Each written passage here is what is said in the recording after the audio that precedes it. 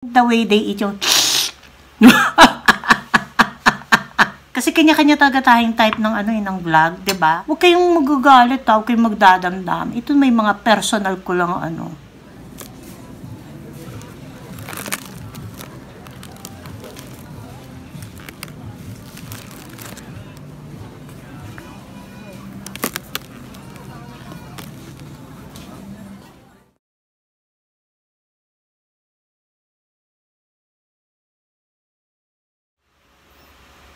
Hello, it's Tiki Man time. Tiki Man. Hindi ako ang titikman, kundi ito. Alam nyo ba yan? Ang laki-laki, no? Ito yung binili ko ng isang araw. Ito ay green na green pa ng isang araw. Pero, syempre, hindi ko muna siya kinain. Yan. O, tinan nyo, oh. Oh, ba? Ang laki-laki, oh. Ito, ang tawag dito ay atemoya. Ito ay yung atis na tinatawag. Sa laki niya, mukha na siyang guyabano, diba? Binili ko to sa TNT and hindi to galing ng Philippines. Kadalasan ito ay galing ng Thailand. I think hindi ko naman napansin kung saan galing. Pero yung ibang mga fruits dito, galing either doon or sa mga Vietnam.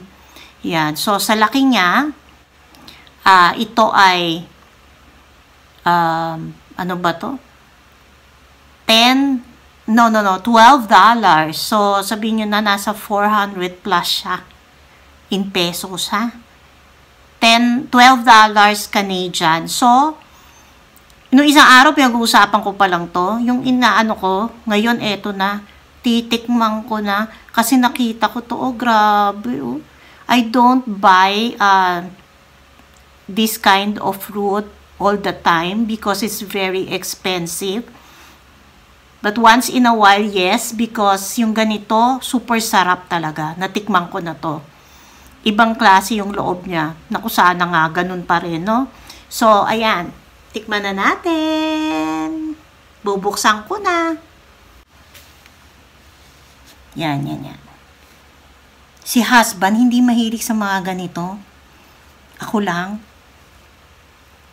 Ay, wala akong knife. Ayoko nang tumayo. So, anin ko na lang ng kutsara. Para lang makita nyo ang loob.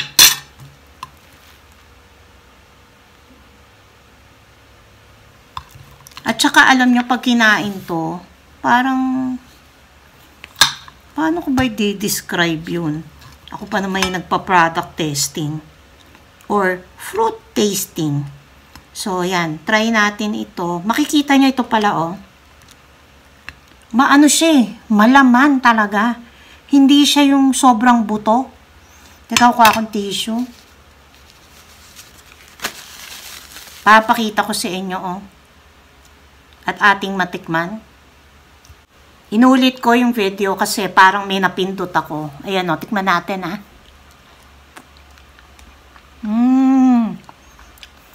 Walang buto. Isa ko nakain. Ito may buto. Pero, marami siyang malaman. Masarap, matamis. Sobrang sarap. Kaya minsan, paunti-unti bumili ka rin ng kung kaya naman. I mean, hindi paunti-unti, paminsan-minsan.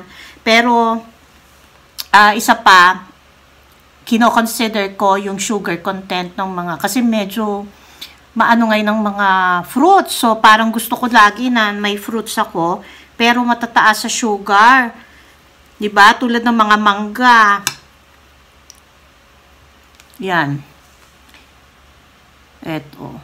Yan. Habang kumakain ako, mukbang daw ng atis, ayoko na mabusin to. Ayoko busin ng $12 ng isang kainan. So, ayan kaya.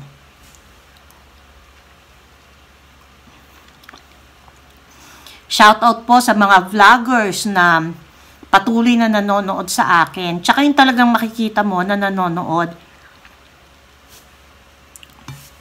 Request ko lang sana sa mga vloggers. Pag kayo po ay pinanood, sana po if you have time ay makapanood din kayo sa amin. Pero kung busy kayo, kayo nang bahala. Hindi mo ako namimilit. Tapos, kung sobrang-sobra ng haba ng ads ko, kasi minsan may ganun nakikita ko eh, pwede nyo namang skip. Kasi ayoko naman yung ma-bored kayo sa akin. Mas gusto ko yung talagang napapanood nyo yung video ko. Tapos you comment about the video and not just like I'm watching or napanood ko. Kasi halatang hindi nanonood. So, syempre, gusto naman natin, pinagpaguran din naman natin yung mga videos, diba? Hindi naman lahat pinagpapaguran ng videos kasi makikita nyo naman.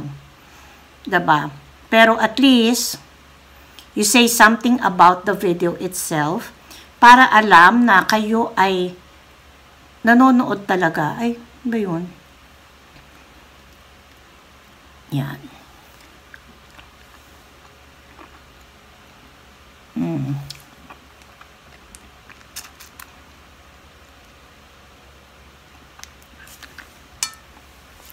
Marami naman ang talagang nanonood. Minsan nga hinahanap ko, kinakalkal ko dun sa, di ba meron yung subscription. Pinipindot ko talaga yung kasi yung iba, hindi ko na let's face it, kapag marami kayong sinosubscribe na mga vloggers, minsan hindi nyo na nababalikan yung ibang vloggers, diba? Unless na mag-comment sila sa'yo, maalala na, uy, nga pala, kailangan at least mapanood ko to.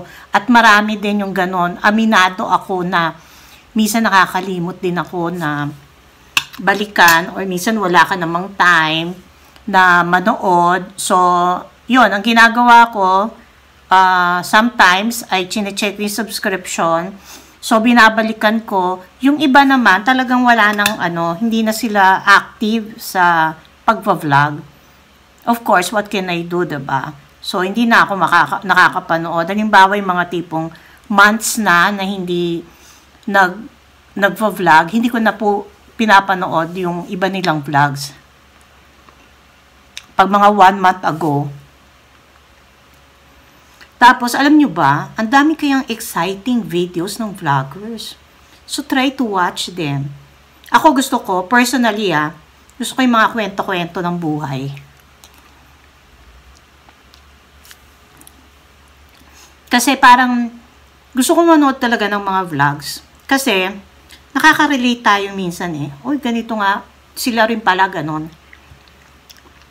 Tapos, I like yung nag-grocery. I like yung mga kumakain or yung tipong what do you call this?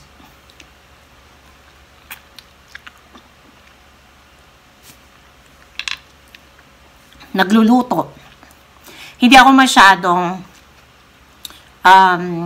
hindi ko masyadong gusto yung mga yung still lang yung video. I mean, yung nakatingin lang sa isang lugar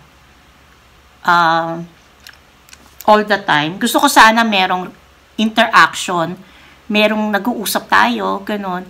Pero still, if you're watching my video, tas ganun ang videos mo pa rin, binabalikan kita. Kasi, nagbigay ka ng time sa akin. So, magbibigay din ako ng time sa'yo.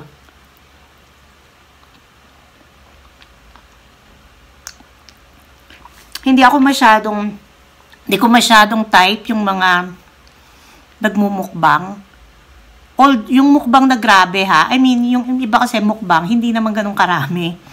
Gusto ko yung, wag naman ayoko, pero I prefer kasi yung simpleng mukbang. Rather than yung pinapakita, yung santambak yung food, tapos the way they eat, uy, akin lang to ha. Masabihin yung yabang-yabang ko. Pero yung the way they eat, yung minsan di ko na talaga tinatawas kasi parang, ewan ko, di ko maano.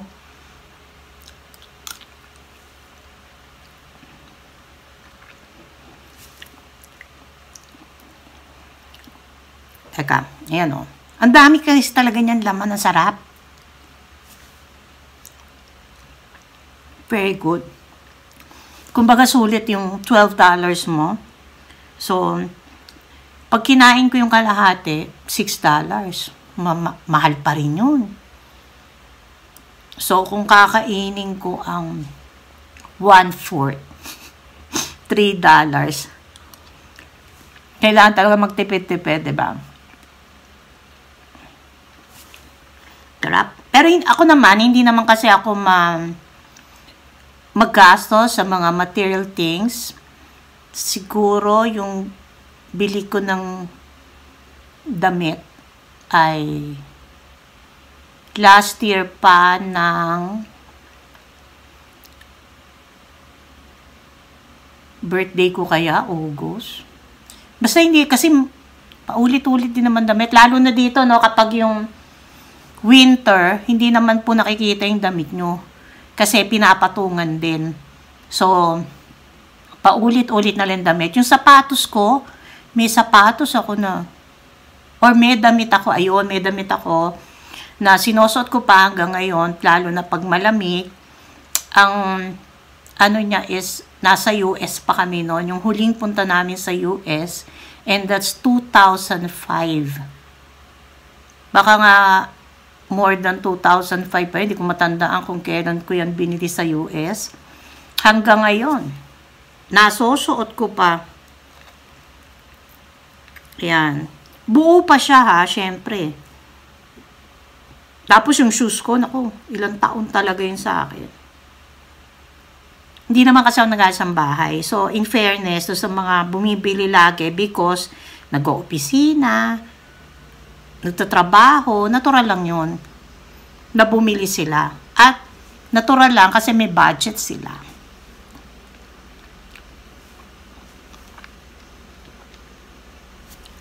Eh, syempre, hindi naman ako nag-work. Si husband lang, tapos sa bahay lang. Minsan bibili ako ng damit pag umuwi akong Philippines.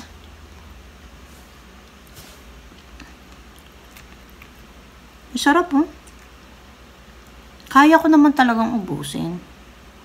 Pero magtitira ako para may ibang kainin pa ako bukas. Ito nga pala. Alam nyo ba ito? Ginagawa ng daddy ko dito dati, yung maliliit lang ha. Tutuwa yung daddy ko dito, ay natutuwa. Gustong-gusto ng daddy ko yung mga fruits kasi mahilig siya. And shoutout sa mga Vicencio, mahilig kasi kami sa mga fruits and sweets, chocolates, basta ganon. Cakes, yan cakes. Ito yan, ginagawa ng daddy ko. Iniisa-isa niya yan, nakakutsara, tinidor siya. Tinatanggal niya ang buto at nilalagyan yata niya ng milk eh. Kasi bata pa ako noon, kaya hindi ko na maalala masyado. Pero, I know na ginagano niya, iniisa-isa talaga niya, tinatanggal niya sa buto. Yung iba daw kumakain to with milk. And, siguro konting sugar. Pero this one is very sweet na. I don't know kung kailangan nyo pa ng sugar with this. Ayun. So, anyways, tutuloy ko ng pagkain ko dahil baka ma-bored lang kayo sa akin sa haba ng aking video na hindi nyo naman masyadong type. 'Di ba? Kasi kanya-kanya talaga tayong type ng ng vlog, 'di ba? Meron iba, uy, gusto ko talaga ng mga singing. May ibang ganoon, gusto nila yung mga singing. Meron naman gusto nila yung pasyal-pasyal. So, okay lang 'yun. Ako naman talagang pag halimbawa nag-vlog ka sa akin, I see to it na kahit papano ay binabalikan kita. Hindi man ako makapag-comment dun sa hindi man ako makapag-reply sa comment mo, pero pupuntahan kita kasi na dumami na ba yung nag-comment na hindi ko nababalikan kasi hindi man ako everyday nag-YouTube. Kaya ang ginagawa ko na lang is minsan nanonood na ako ng videos nila, basta nakita ko nag-comment kayo, without replying to the comment. So, kapag nakalimutan ko na kayo pala ay balikan ko dahil nanood kayo, please, pakipaalala. Kasi sa dami talaga ng subscribers, diba? So, yun lang. This Atis or Atemoya that I bought from TNT. This is a perfect 10. Kalahati lang yan, ha? Remind you. Kasi kinakain ko pa yung kalahati. Thank you for watching. Thank you again sa mga nanonood, subscribe. Huwag kayong magagalit, huwag kayong magdadamdam. Ito may mga personal ko lang ano. Be happy, be thankful sa kung ano man ang nakukuha nyo, kahit maliit, malaki, 'di ba? At continue praying po. Bye! Bye. Titingnan nyo ulit. O, ayan. Yan yung nakaano ko, oh. Ito pa lang yung nakain ko doon sa kalahati. Okay, salamat. See you again.